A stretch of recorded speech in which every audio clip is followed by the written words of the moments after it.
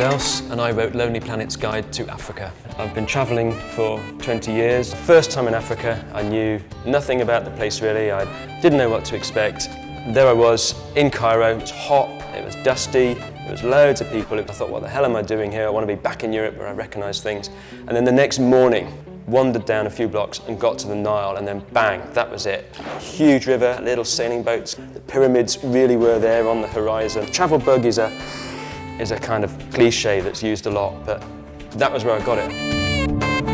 I went to a park called Amboseli in Kenya. I was surprised at how close one could get to the animals and how close the animals could get to me. At night time, we were in our tents, and the elephants came to see us.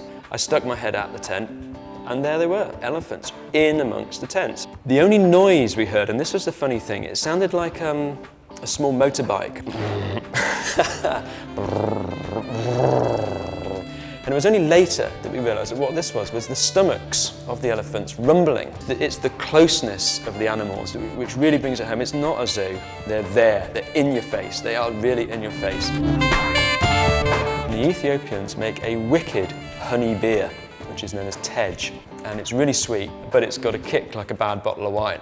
And one of the first times I visited Ethiopia, I went trekking in some mountains in the north, had a local guide, it was just me and him. And this guy got charged up with tej, and naturally I didn't want to be rude, so I had to join him, and then set off up the mountains on horses. I thought we were going trekking, and his definition of trekking was sitting on the back of the horse. I was very inebriated, and this was my introduction to entering the wilds of Ethiopia. I thought we were going to be trailblazing, heading off into the wilderness.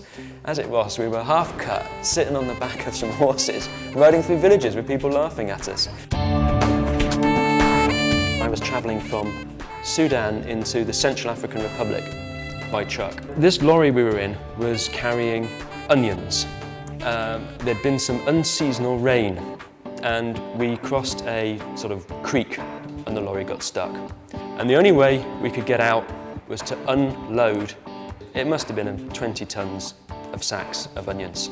And we got to the border on, I think it was the day or the 2 days before Easter. And the Central African Republic Immigration and Customs Forces take their public holidays very seriously. The border was shut, that was it. So we waited at the border for 5 days. But by this time, we'd run out of food. So all we could eat was onions. We were eating raw onions. So by this time, we'd been gone for a fortnight. And we got to a checkpoint as we were called into this very, very small, hot office. And the guy started to question us. Passport, where are you going, what are you doing here? And then started going, and we were stinking of onions. We were absolutely stinking. The guy couldn't get us out of his office quick enough. And finally, we got to the capital, got a shower, got a meal, and got the smell of onions off us.